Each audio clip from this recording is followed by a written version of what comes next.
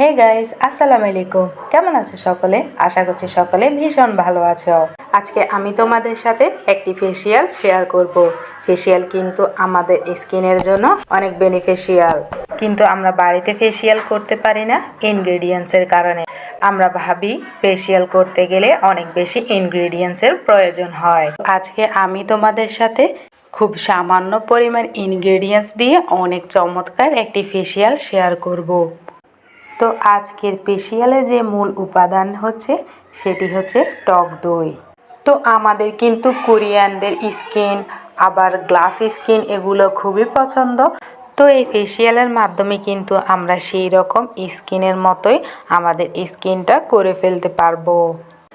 সেই সাথে আমাদের স্কিনের যাবতীয় দাগ ছোপ দূর হবে, ব্লামিশেস দূর হবে, অ্যাকনে দূর হবে, পিগমেন্টেশন দূর হবে এবং স্কিনটা অনেক বেশি হেলদি হবে, স্মুথ হবে, সফট হবে। সব ধরনের বেনিফিশিয়াল কিন্তু এই একটি ফেসিয়ালের মাধ্যমেই পাওয়া যাবে।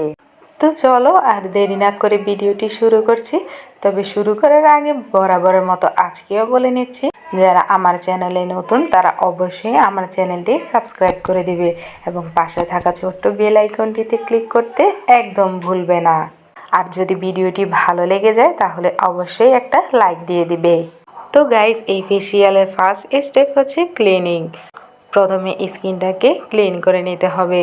তো ক্লিন করার জন্য এখানে আমার প্রথমে লাগবে টক দই। তোমরা এখানে পরিমাণ মতো টক দই নিয়ে নিবে। তো এবার প্রথমে আগে মুখটাকে ভালো করে একবার ধুয়ে নেবে।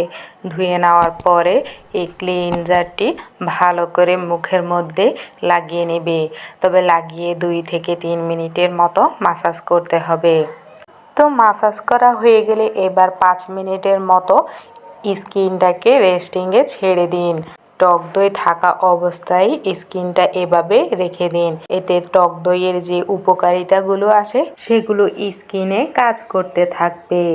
যদি তোমরা পারো 5 মিনিটের বেশি রাখতে তাহলে 5 মিনিটের বেশিও রাখতে পারবে। এতে টক দই ভালো করে স্কিনের ভিতরে প্রবেশ করবে এবং ভিতর থেকে স্কিনটা ক্লিন করে ফেলবে। তো এরপরে ভালো করে স্কিনটাকে তোমরা ধুয়ে নেবে এবং ধুয়ে নেওয়ার পর দ্বিতীয় যে স্টেপটি হচ্ছে সেটি হচ্ছে স্ক্রাবিং। টক দই কিন্তু স্ক্রাবিংয়ের ক্ষেত্রে অনেক বেশি উপকারী।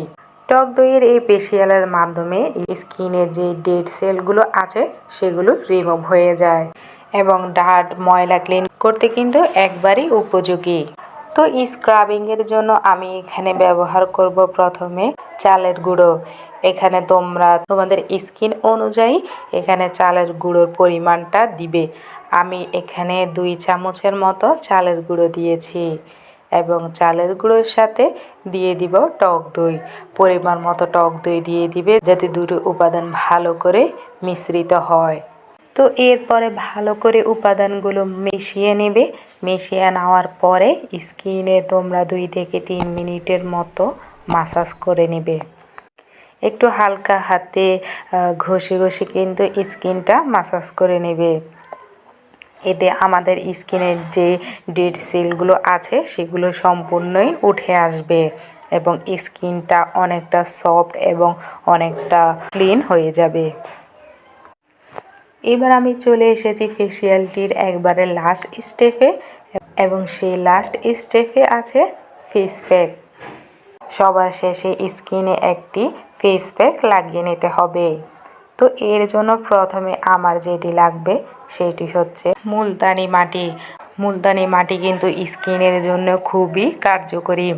এটি কিন্তু স্কিনকে একবারে ভিতর থেকে অনেক বেশি ফর্সা করে থাকে এবং স্কিনে থেকে ব্রণের দাগ এগুলো রিমুভ করতে খুব বেশি উপযোগী এবং ত্বক অনেক বেশি ফর্সা করে থাকে। তো মুলতানি মাটি আমি এখানে পরিমাণ মতো মুলতানি মাটি নিয়ে নিয়েছি এবং এর সাথে নিব টক দই এবং সবার শেষে দিয়ে দিচ্ছি মধু। তো 3টি উপাদান দেওয়ার পরে ভালো করে এই ফেস প্যাকটি মিশিয়ে নিব। এখানে কিন্তু আমি মুলতানি মাটি, টক দই এবং সেই সাথে দিয়ে দিয়েছিলাম মধু। মধু কিন্তু আমাদের স্কিনে যে ডার্টগুলো আছে সেগুলো দূর করে, ব্যাকটেরিয়া দূর করে এবং স্কিনকে অনেক বেশি ব্রাইট করে। মিশানো হয়ে গেলে এবার এই ফেস প্যাকটি পুরো মুখে ভালো করে লাগিয়ে নেবে। লাগিয়ে রাখার পর 10 থেকে 15 মিনিট পর ভালো করে স্কিনটা ধুয়ে নেবে। তো এই ফেসিয়ালটি সপ্তাহে মাত্র 2বার করে যদি করো তাহলে দেখবে আমাদের স্কিনটা পুরো কোরিয়ান বা জাপানিজ মেয়েদের মতো একবারে চকচকে গ্লাস স্কিন হয়ে যাবে। এবং ফেসিয়াল কিন্তু আমাদের স্কিনের জন্য খুবই বেনিফিশিয়াল। তো এটা অবশ্যই আমাদের করা খুবই প্রয়োজন। যদি রেগুলারভাবে তোমরা এটি করতে পারো তাহলে দেখবে তোমাদের স্কিন টোন এই হয়ে গেছে। কারণ এই ফেসিয়ালের মূল উপাদান হচ্ছে টক দই। তো গাইস, এটা কিন্তু একবারে অসাধারণ, একবারে চমৎকার একটি ফেসিয়াল। তোমরা এটি অবশ্যই সপ্তাহে 1 থেকে 2বার করবে। তো আজকে আমার ভিডিও এই পর্যন্তই। যদি তোমাদের কাছে আমার ভিডিওটি ভালো লেগে থাকে তাহলে অবশ্যই লাইক, কমেন্ট, শেয়ার এবং সাবস্ক্রাইব করে পাশে থাকবে। ধন্যবাদ সকলকে। আল্লাহ হাফেজ।